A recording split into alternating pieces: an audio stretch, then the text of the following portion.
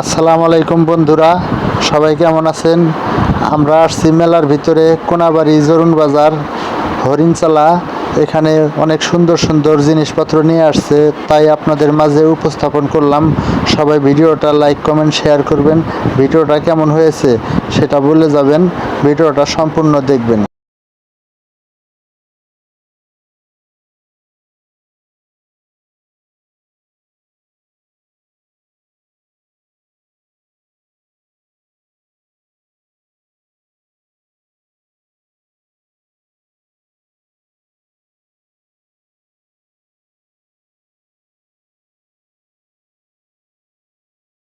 দেখেন বন্ধুরা, চরকিগুলা কিভাবে ঘুরছে, সবাই একটু দেখবেন।